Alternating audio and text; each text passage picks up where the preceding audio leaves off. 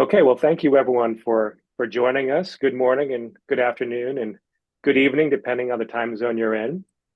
My name is Eric Scott. I'm the director of University of Kansas's Center for Russian, East European, and Eurasian Studies. And February 24th, 2025 marks the third anniversary of Russia's full-scale invasion of Ukraine. At a time when we're seeing an upsurge of incorrect and misleading information about the war and its consequences, our center, CREASE, is committed to bringing the world's leading experts on Eastern Europe and Eurasia to share their knowledge with the public. Our center remains deeply committed to Ukrainian studies and to highlighting Ukrainian perspectives on their country's past, present, and future, and its relationship to the world.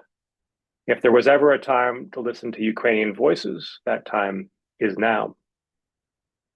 We were very honored to help host Ukraine's former UN ambassador, Serhiy Kislitsa, this past fall, and we hope to see you at several other Ukraine-related events we have lined up this spring.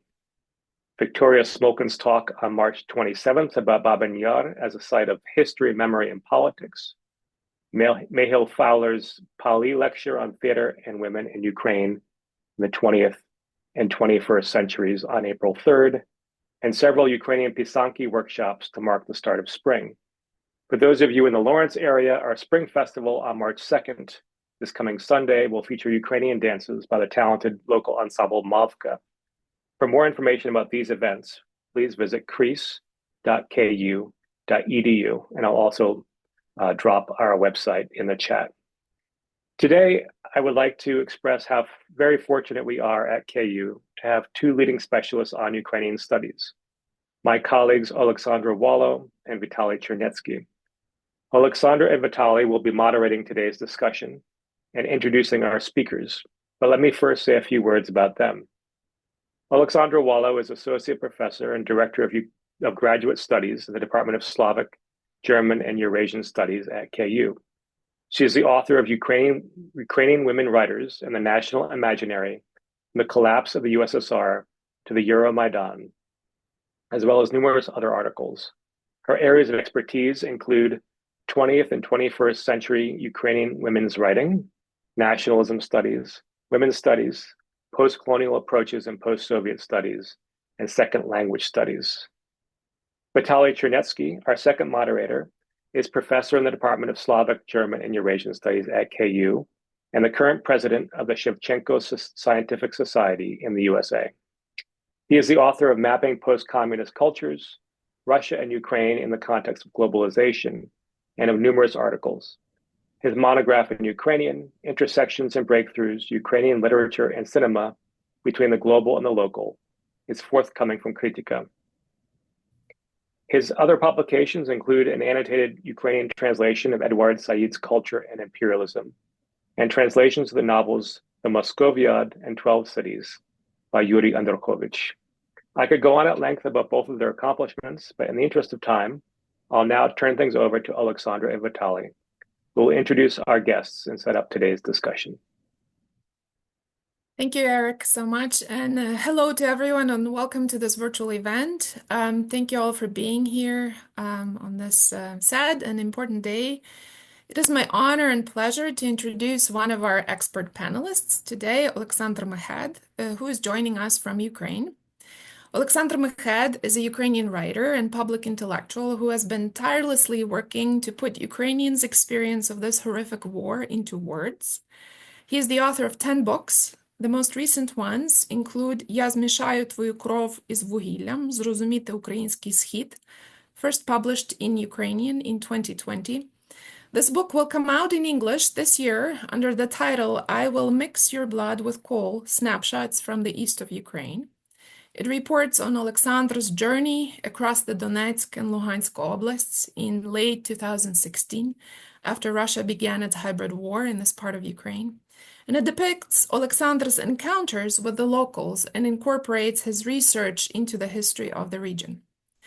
In 2022, Oleksandr has also written and published a fairy tale for adults about the war titled Kotek, Pivnik, Szafka, which may be translated into English as The Cat, the Rooster, and the Little Cabinet. And most recently, in 2023, Oleksandr has published Позивний для Йова, Хроніки вторгнення, and I have the book in Ukrainian here on my desk. And this book has come out last year in English translation under the title The Language of War. It's a tremendously important book that should be read by everyone who wants to know how Ukrainians have been processing this full-scale war and the atrocities perpetrated by the Russian army.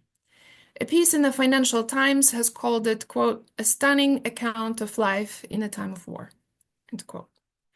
Selected essays and excerpts from books by Oleksandr have been translated into 10 languages so far. And his work has been published in the Financial Times, Frankfurter, Allgemeine Zeitung, and The Guardian, and he has appeared as a guest on CNN and NPR. Oleksandr is a member of PEN Ukraine. He has participated in literary residencies in Finland, Latvia, Iceland, the US, France, and a virtual residency at Oxford University. And what is special for us is that one of those residencies was here in Lawrence 10 years ago. In 2015, Oleksandr spent 5 weeks here as a writer in residence at the University of Kansas through a program CC Arts Link. My colleagues and I have fond memories of that time, and we're so thrilled to welcome Oleksandr back to Kyiv today, albeit virtually. And finally, it is important to point out that just like it has done for millions of Ukrainians, this war has upended peaceful life and work for Oleksandr. Until March 2022, he resided in Kyiv. He is now enlisted in the armed forces of Ukraine. And we are beyond grateful to Oleksandr for serving to defend Ukraine and for finding time to speak with us today. Thank you.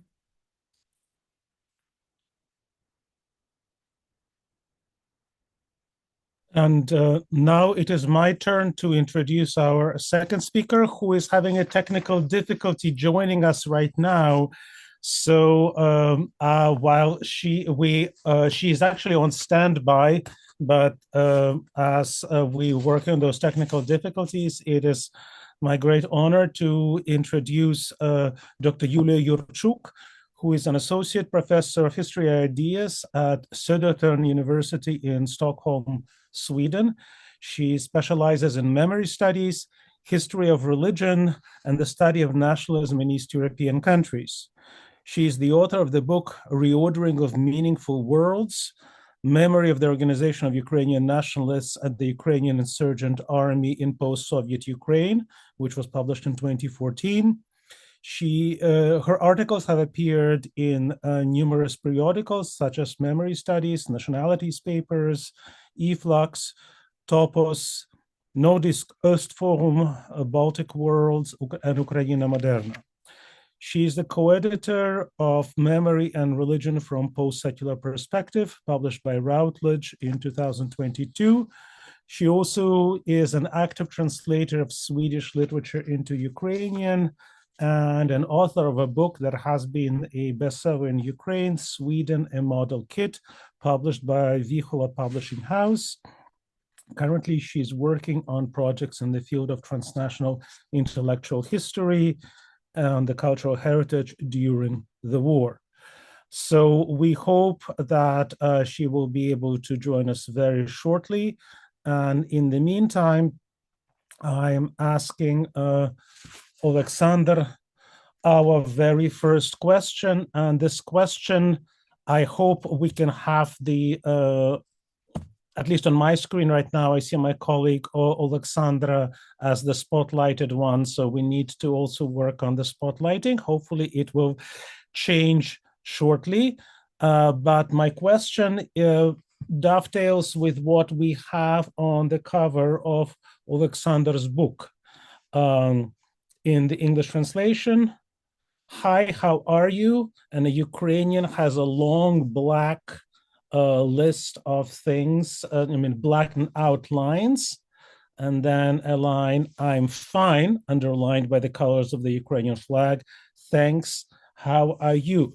So the question, therefore, is, how are you right now?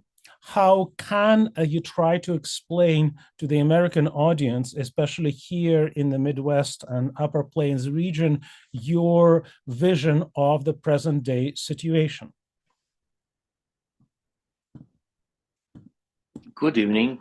Thanks for invitation. And the time in Kansas was just an amazing period. And I usually remember it as a really warm 5-week stretch of creativity and really nice friendship. Thanks, Vitaly. Thanks, Oleksandra. Thanks, Eric. And thanks for being with us on air. I think that we have to divide this into several pieces, into several parts. The first part, how am I and how we are? It's really tough because on one hand, it's like a week that Russia is launching Shahed drones each evening across the country. And it's like usually when they start this genocide stretch, they usually make it in a certain period of time. So now we're acquainted that at 9:30 p.m. we will have an air raid alert stretching for the around like 5 or 6 hours, and we better be alarmed and stay awake during this. And usually it's midnight or until the morning. And they're trying to dismantle the infrastructure, and they're trying to leave people without the heat. And now it's minus 10 degrees Celsius, and Mykolaiv, Odessa are suffering harshly.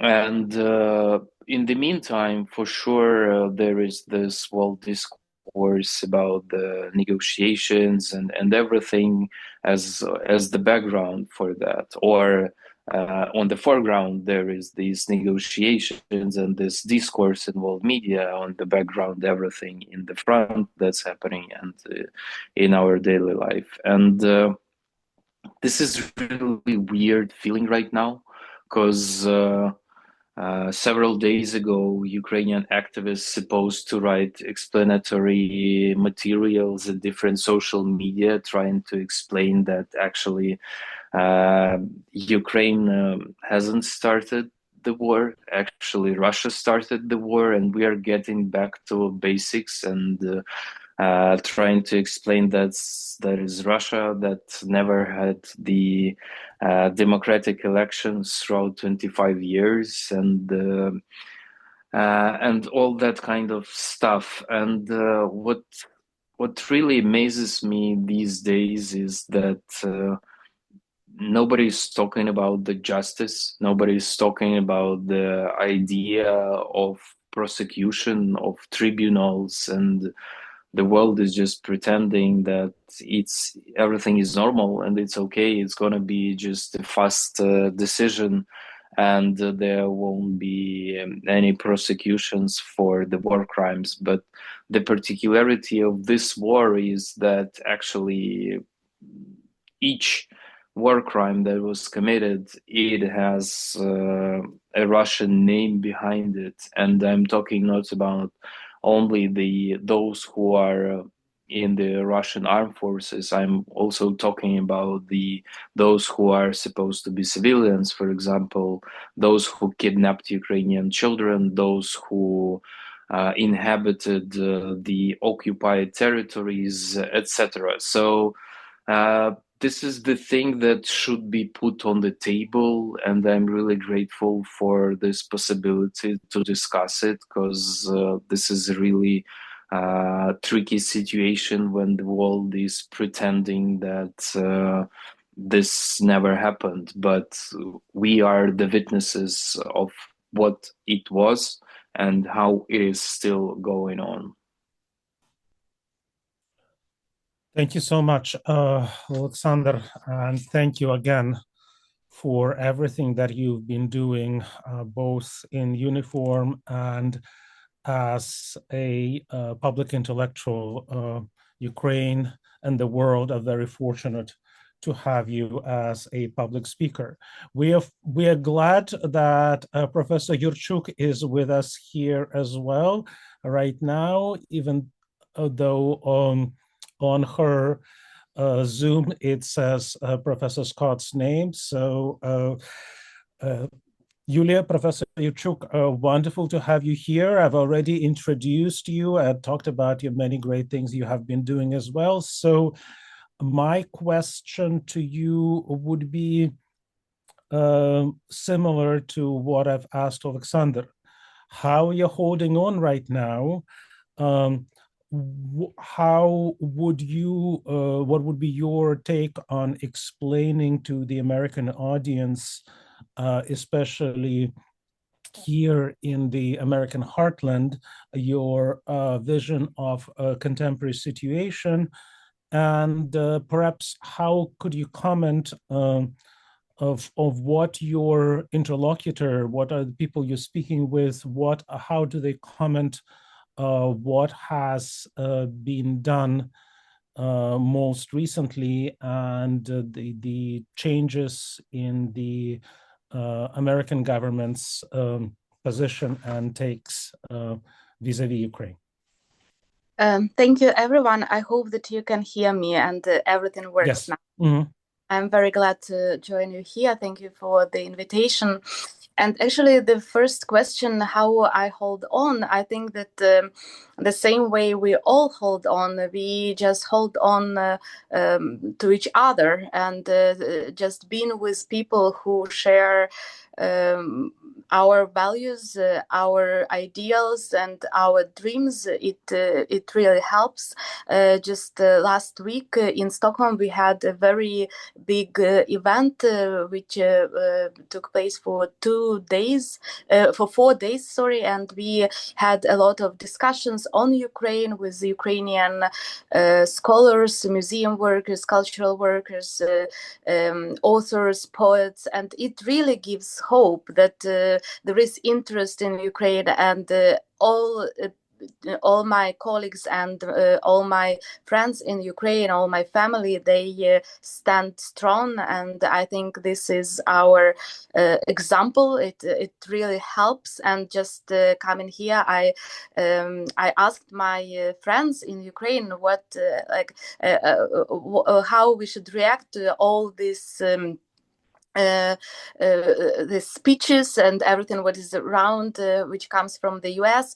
And actually what I was amazed, some of my friends who are in the front or who are paramedics, they just said but nothing really changed yet, and we hold on, we are strong, and we continue our fight. And it's up to you to wake up in Europe, to wake up in the world, and do everything possible to not have war on your ground. So I think that this is this thing what I also share, and I think that this is exactly what is happening and what helps me as a person to hold on. And this is also connected to what I want to say to the American audience, because I think that very often when we speak about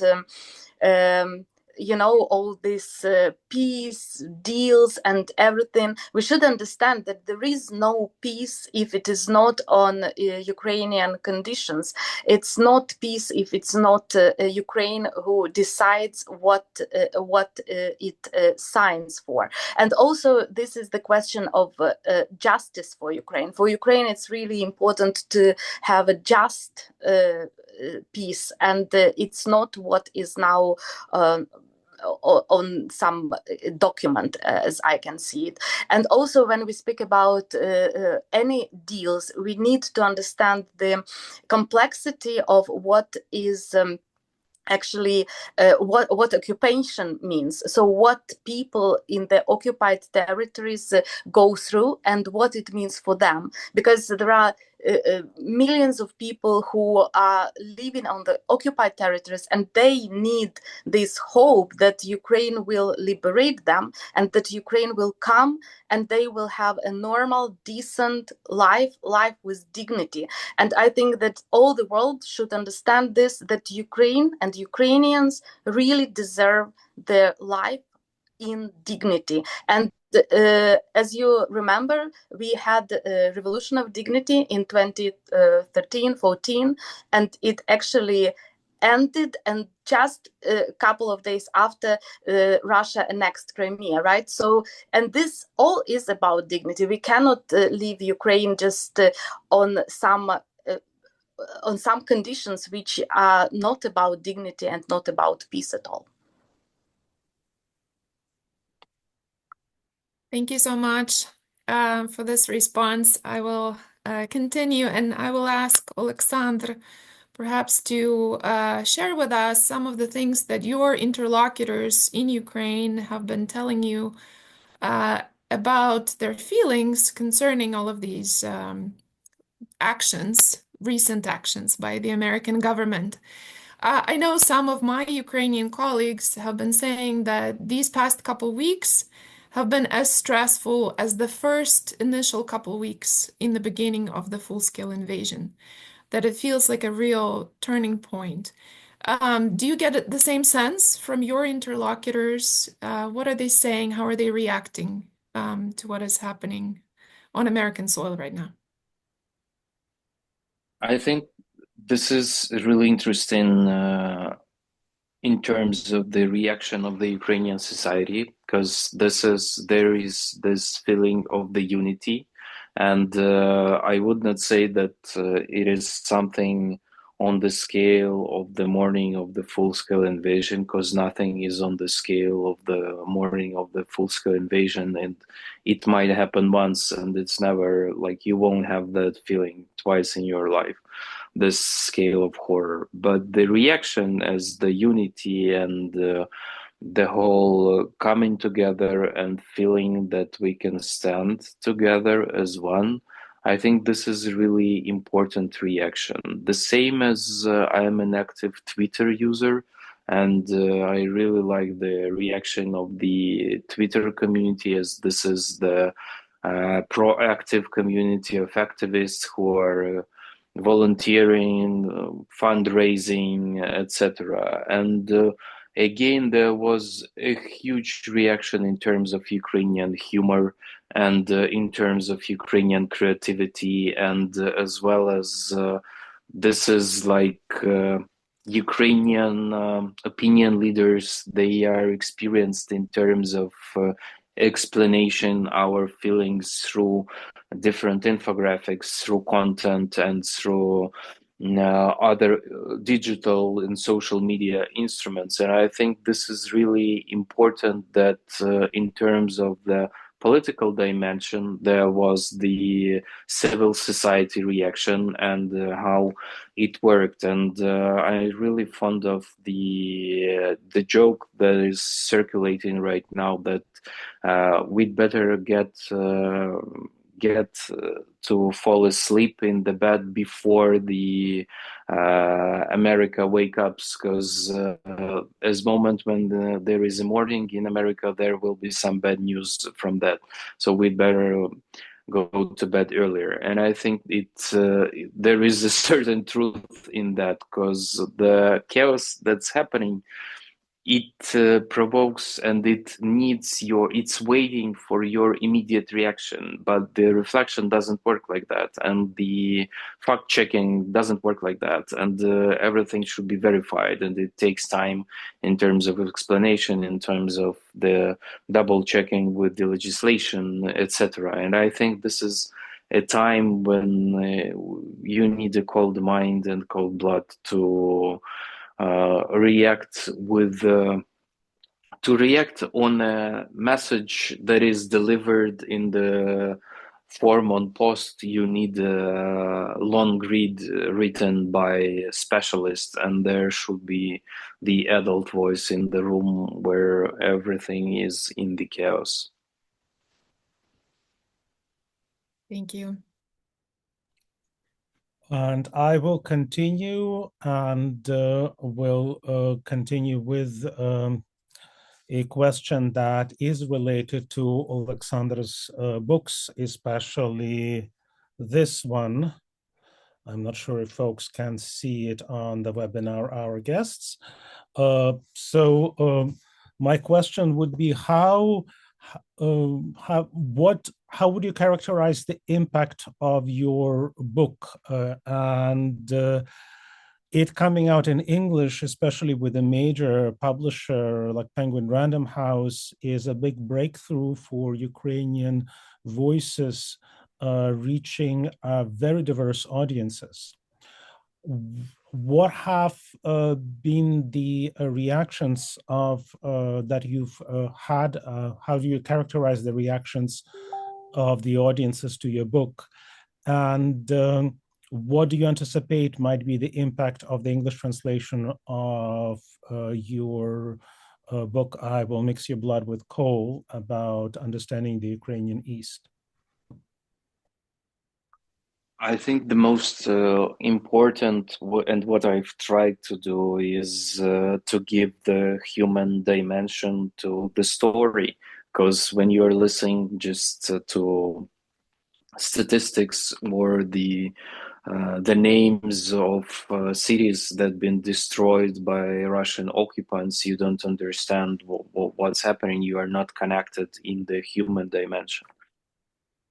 So I think the really important thing is that the world or my audience had read the Ukrainian voices and stories. I think really important is that the part of the book is the chronicle of the war crimes, and this is just a small part of this huge puzzle and huge, because this is like dozens and of thousands of the war crimes, and for sure no book could contain all of them, but just having a glimpse of all levels of the genocide that Russian occupants are committing on the Ukrainian territories, and it's shocking for the audience, because usually people dropped to follow the details after the discovering the Bucha massacre, and they thought that everything is finished or not on this scale.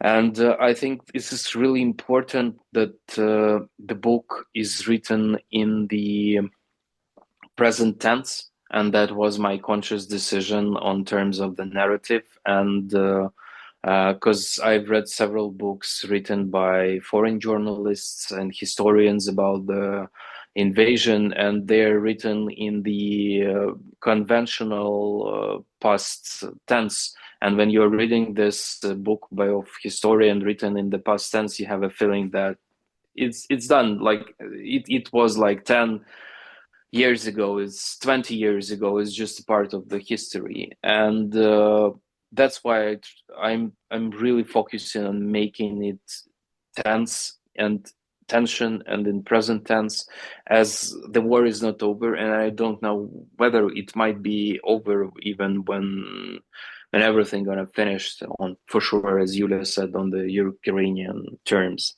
And there is a huge privilege to be published in such an amazing publishing house, because the book is distributed across the globe, and it is presented on the bookshelves. I don't know. I got the review from New Zealand. I got the review from Australia. Something crazy like this, and it's still happening. And there is a really interesting dynamics. The book was published in June of 2024. And I see that gradually the audience, they read it with the compassion, and now they're reading it as some kind of instruction for themselves, as they gradually realize that this might not be just some worst scenario in the parallel universe. It might be something that might one day appear on their threshold, and you'd better be prepared in a way. And this is really interesting, because people are trying to apply these stories and these messages to their ordinary lives. So yeah, it's been a journey with this book, and I'm really grateful for this. I will continue with a question for Dr. Yurchuk. So I know that together with Katerina Zarembo, you authored an important article titled "The Human Face of Ukrainian Resilience," in which you highlight the danger of this myth about Ukrainian resilience that's kind of superhuman. Can you talk a little bit about the reaction to this article? And what do you think about this myth now? Is it finally fading or is it becoming stronger? What's your perspective now? Thank you for this question. I think it is still very important, and I still think that maybe it's not fully understood that Ukrainians are common people and they are normal people who need our help. And it's not like, back in 2022, the Time magazine, they announced the person of the year, the Ukrainian spirit, and of course, when you look at the Ukraine that stands strong, of course, you admire Ukrainians, you admire this power of resistance.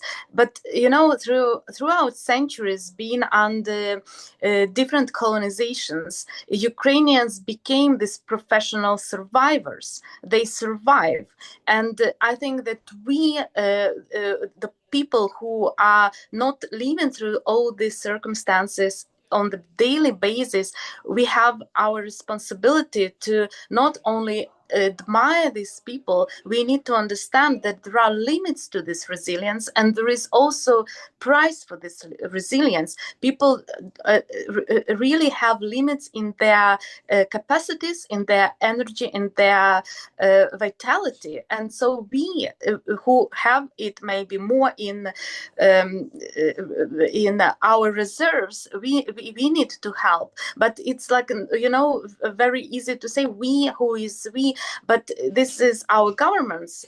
Like now we are speaking about the US, for instance. It also should be understood, and also in Europe, that Europe should not only rely on Ukraine, that Ukraine will solve all the security problems, because Ukraine, only Ukraine won't solve this huge security problem which is now happening. And this is not about stopping Russia just in some territory in Ukraine. We all understand that it won't stop on Ukraine or in some part of Ukraine.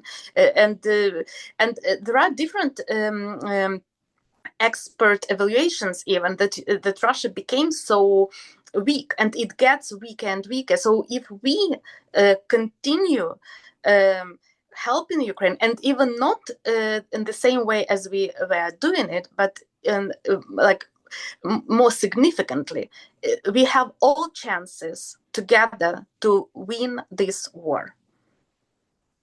So I think that still on your question, this article is still very much topical, and it's still I wouldn't say that we have any changes, but of course we, together with Katerina Zarembo, who is, by the way, the paramedic at the Hospitaliers, she still also speaks about this every single day, that our resources, Ukrainian resources, are limited. And this is up to the world to wake up and understand that Ukrainians alone cannot do it by their own hands. Thank you so much. And following up on that, my question would be, since you are now based in Sweden, what can you share with us in terms of national and regional perspective in Sweden and Northern Europe, Scandinavian region? Because this is not necessarily the voices that American audiences hear often. What is the reaction that you see there to these changes? What are the new voices that you're hearing there? Thank you for this question. Right now, I can say I'm sitting at the main TV station. So there is this interest in Ukraine, of course. There is a lot of support, and people are mobilized in a way that everyone is asking how Ukraine stands, what is happening, etc. And even the Prime Minister, Swedish Prime Minister, is now in Kyiv. So he visited Zelensky for this meeting. And I should say that there is, I think, very good understanding what is happening on the ground, because the Nordic countries, they really mobilized and united in support for Ukraine. Especially, you know, how big support is in Denmark, and I think that Denmark kind of set example to other Nordic countries, and kind of Sweden follows the suit. And I think that just history shows the Nordic countries that Russia is a threat to the region. And that is why it also helps them to understand that they should really mobilize and do more for Ukraine. And also, I hope that this is something what will happen, that they will be able to build up some kind of military coalition, maybe with Great Britain, with Baltic states, with the Nordic countries, maybe with Poland and Ukraine, so that there will be more military cooperation, not only support, but really cooperation, when the soldiers from Nordic countries, from Sweden, can help Ukrainians to win the war. So I think that this is the way forward, and I really hope that they will understand it. And just speaking about support, like on the ground, right now there is a very huge demonstration in support of Ukraine. There are thousands of people in the main square of Stockholm, and such protests and demonstrations are also throughout Sweden. And in 15 minutes there will be a very big presentation of Victoria Melina's book, which was translated into Swedish. And this is actually only a couple of weeks ago when the translation came out, and the you know, the building they will use for this presentation, it's huge, so they know that people will come, and it is Oleksandra Matvienko who will be speaking there. So it's really huge support. And what I also want just to add, because Oleksandr was speaking about his book, and I'm so thankful for him for writing this book, and I'm thankful for all the writers in Ukraine who write these testimonies, really, because we here can read them with our students, with Swedish students, for instance, and it really helps us to change. I hate this word narrative now, but it helps to change the narrative. And speaking about translations into Swedish, for instance, of Ukrainian literature, in 2022, we had really maybe 3 books translated of Ukrainian contemporary writers. Now, only within these 3 years, we have more translations into Swedish than we had for all these 30 years before. So it also shows this support from the literary community, how the translators mobilized. There was only like 2 translators, now there are more, and they are doing their job like day and night to translate the literature, our Ukrainian literature, into Swedish. And I think this is also a part of solidarity and resistance. So we will now go to some questions in the chat. We already have a few there. If you would like to ask a question, please type it into the Q&A. There is a little button at the bottom of your screen, and you can do so. I will start with a question from David Teska from the University of Kansas, and maybe Oleksandr would like to take this one. So David would like to know how the Russians have changed tactics given the length of the campaign and their inability to make the advances that they thought would be relatively easy for them to make. I'm not a huge specialist in that, just few points. In the doctrine of the Russian armed forces, there is this special mention that the informational support should be on each stage of the any given operation, as they call it. So and they have some kind of infographics visualization. So if you see that this is like this invasion, and then there are these parts, and then you have the informational support, like the foundation on the basis of everything. I think this is really important in terms of understanding how it works.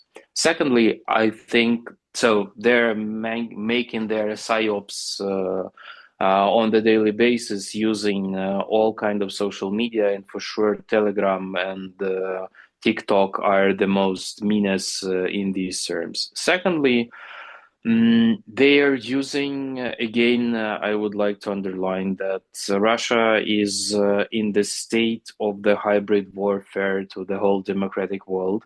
And this is like their constant activity throughout last several decades. And this should be discussed on the bigger level. And this hybrid warfare is not only on the social media, it has their kinetic actions as well as in terms of the dismantling infrastructure, in terms of making the assassinations on the foreign territories, and etc. So this is a hybrid warfare, but with a really huge impact in terms of the physicality. And if we're talking about directly about their strategic, I would like to underline that now armed forces of Ukraine are not only fighting against the Russian armed forces, they're fighting against the Iranian armory, and we're suffering from the Iran Shaheds, with the details or particles that are imported from 19 countries, and still these schemes are working, and still the world could not do anything to that, and there are these countries that are still having business and given these details into their UAVs. And for sure, we should underline that now there are these northern Korean guys, and for sure there are the mercenaries from different countries that are brought by Russians here. So there is this feeling and notion that they're using more and more international corpses, and for sure Ukraine would need the support in terms of people from different countries as well. And now they, I guess yesterday or today, they've published their Russian liberal media. They published a new research on their independent accountability of losses in the armed forces of Russia, and they have 160,000 of killed that are approved in their verified international independent voices, but they don't count, for example, those who are heavily injured and then died in hospitals, and they don't count, for example, those who've been mobilized from the occupied territories of Ukraine, as well as this is not in their statistics. And while they were counting that, they counted that with each year and each month, it's getting bigger, the number is getting bigger and bigger. And the price of this Russian lives, according to each kilometer of Ukrainian territory, is getting higher and higher. But this won't stop Russia, because Russia doesn't have any understanding of the what the value of human life is, and it might understand only power, and in the military way they could be stopped. All right, and looking at the chat, we already have many very interesting questions on very different angles of things. And one, I think, issue that is important twist is for several years, been trying to emphasize that, Ukraine has a global strategic importance of not only for its amazing human capital, but also for its natural resources. Now, of course, we have the difficult negotiations about the so-called mineral deal. So we have a question from Professor Oleksandr Mykhed. What is the response that you're hearing to the specific details or stipulated conditions of that deal? And so can you comment on how the society is reacting to it? Probably Yuliya might answer that. I can start, and then Oleksandr can add something, because what I can see that at least from the people I know, nobody really takes it seriously now, because it's still not clear what is like realistic and what is negotiated. And there is a lot of critique that this is a new kind of a neocolonialism, or not a new kind, but classic neocolonialism, and why Ukraine should take this colonial power on its ground, but on this different terms, right? And but I still don't think that it is discussed in some serious way, because these conditions which the US stipulates, it really goes against the understanding of war and the understanding of who is defending itself, and as it's been discussed that it's kind of looks like reparations which the perpetrators should pay, not the victims, right? And so I don't really see it as a serious deal right now, and the reaction from the society, at least what I can see and what I read, is more critique and really misunderstanding, and really this kind of outrage. How can it be so? Because it's, as I said, it looks like more reparations than any deal.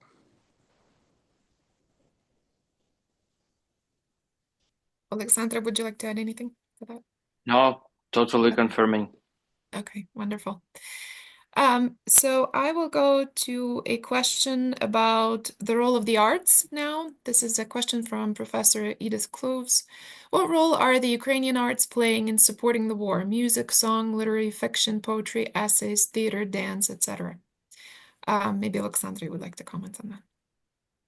I think we have to have another meeting for around 2 hours with a huge presentation of flourishing of Ukrainian art scene in all kind of dimensions, because this is just crazy what's been happening throughout these years, and especially throughout last decade, and then through the full-scale invasion. I think for sure there is a huge number of writers and those who are near literature who've been killed, and the last list is 186, and that those who've been killed either in action or those who are from civilian part, and this is for sure gives you the understanding what Ukraine has been losing throughout these invasion. On the other hand, there are those who are in the army and who've been enlisted from all kind of spheres. But when we have this 186 in terms of literature, you should make it similar to cinematography, you should make similar to theater, you have to make similar to sports, to IT, to agriculture, to taxi drivers, to economics. And this is, you have to multiply in any given sphere. And this is what the genocide is, and that this is what they've been trying to do to grab the Ukrainian future and to deny it and to erase it. On the other hand, this is really interesting because Ukrainian art scene is a huge instrument for the fundraising and for gathering donations. And it doesn't matter, for example, whether you have a direct political message in your art or in your music, you might have the special auction during the break in the concert for supporting the armed forces or something like this. And this is really important because you're being vocal in your social media and everything. I think there is a huge interesting twist in the scene and spheres, because now we have, for example, a huge boom of Ukrainian stand-up comedy, and this is a really nice instrument for cheering up the society, to have the critical instrument vocalizing trauma. But on the other hand, they have a possibility to tour as well as Ukrainian stand-up comedians. There is a huge boom of Ukrainian theater, and there are several plays and several theatrical performances that I could not attend because they are like, you should use your ID card in your smartphone to buy a ticket to the theater, and it's still like all 700 tickets in the national theater named after Ivan Franko, they will be sold just in 10 minutes, these 700s, and this is just crazy. And one auction from this Konotopska Vidma by Ivan Uribsky had $1 million raised under the auction. So this is something happening beyond imagination. The same thing that Sergei Zhadan, the most renowned Ukrainian writer, poet, rock star, for example, he's having the Palat Sportu event, which is like one of the biggest venues for presentation of his selected poems volume, and people are visiting this stadium event to just to listen to poetry, and that's what's happening.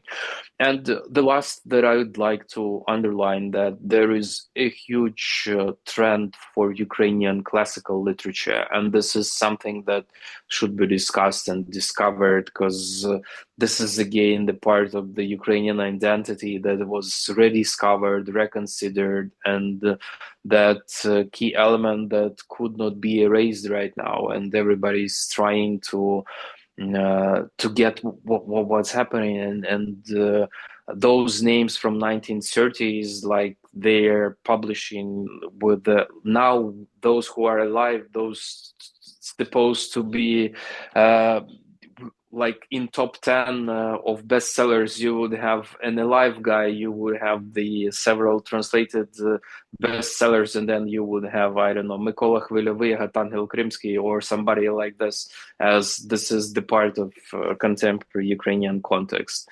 So yeah, this is a crazy time for Ukrainian culture. Thank you so much. This is both a question and a comment from Anthony Richter, who I'm glad that, Anthony, that you have joined us, who writes, I appreciate this is such a difficult moment, and I send my thoughts of strength and resilience to you. As representatives of Ukrainian academia and literature, I wonder if you can help us think forward to the recovery and reconstruction of Ukraine. What will be most important to you, and what kind of support your friends and allies can provide in the period of recuperating strength still to come in the future? I think that we still are speaking about the military support, because without military support, we cannot help to restore, right? Of course, this restoration and rebuilding is taking place together with the war taking place. So it's like two simultaneous processes. But we should understand that Ukraine really needs military support. And speaking about the academics and literature or cultural heritage, indeed, there is also a lot of things which can be done, just given more scholarships to Ukrainian students, to Ukrainian colleagues, and also to support research on Ukraine. It also is very important, because this is something what changes the views on Ukraine, and maybe then nobody will even question, should we help Ukraine or should we not help Ukraine, or who started the war, or etc. I think that this is essential things which should be done simultaneously. But as I said, as I see, military support is the most important thing now, and also standing together for the values of democracy and freedom together with Ukraine, because this is also our democracy and our freedom, if we believe in it in the West. I think this is like, I would start with that the help is something that should not happen once. This is something that might have small portions, but on the long-term conditions, this is first.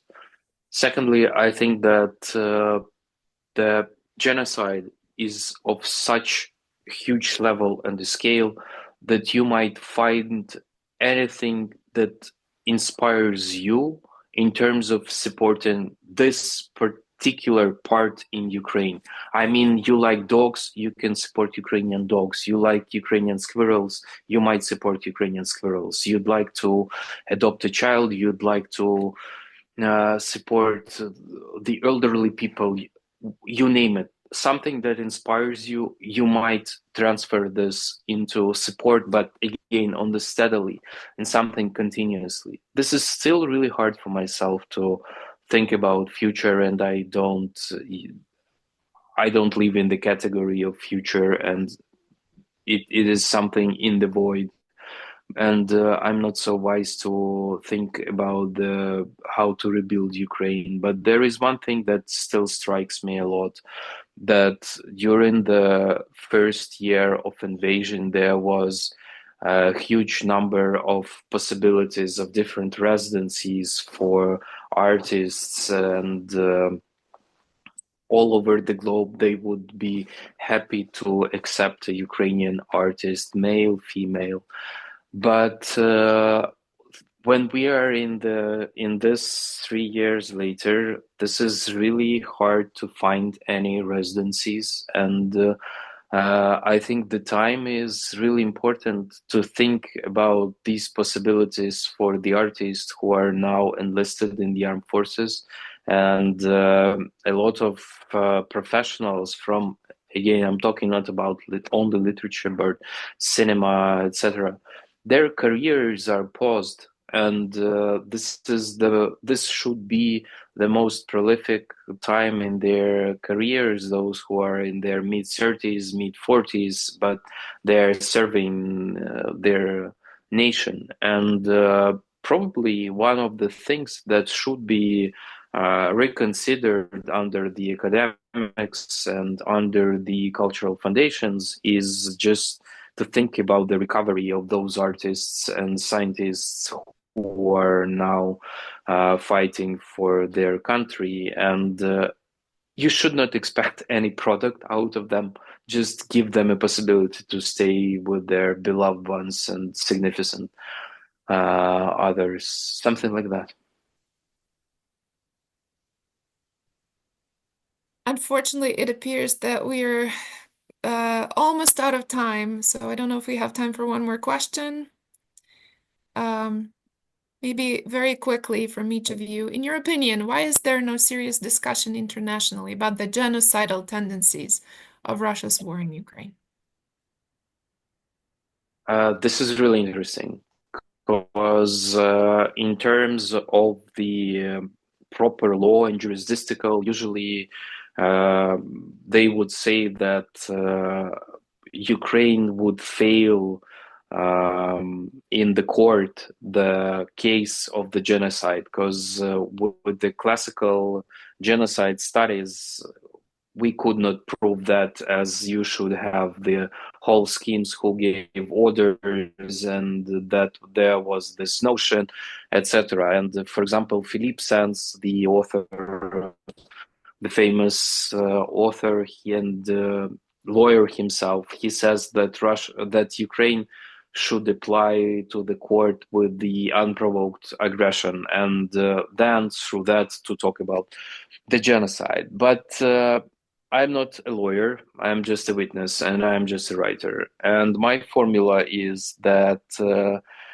you will recognize a genocide when it appears in your country. And you will definitely see it with your own eyes, and you will understand that they are raising your identity and what they've been doing. And when we think about, in terms of the classical genocide theory, Russia is doing everything. And now when Vladimir Putin is under the international court, that he is the part of the system for kidnapping Ukrainian kids, that might be proved for that. So it's not only, I think a lot of people forgot about this, and they're not thinking that this is the international criminal right now, and still the world behaves really weak in terms of seeing a dictator who is under the conviction, and now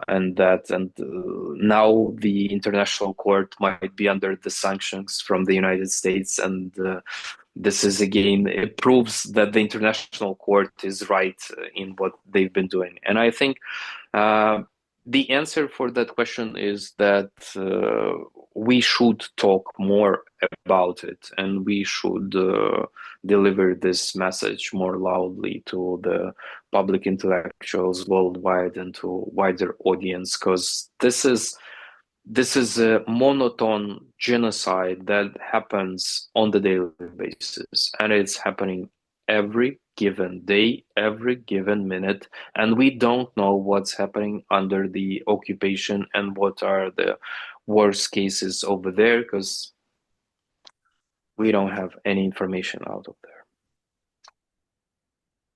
there. I can add only some things, because I totally agree with Oleksandr, because we should not forget that Russia kidnapped about 20,000 our children, Ukrainian children, and this is really a part of genocide. This is in the Convention on Genocide, this kidnapping of children. And also I think that even this collateral evidences, like Putin decorating with medals those who committed crimes in Bucha, for instance, it also shows that this is a systematic approach, that this is something what Russia really encourages to do, and this is a part of genocide. And I think that why there is this kind of lack of willingness to accept it, because if we accept it, then we have to act, and this urge to act maybe will be kind of different than it is now.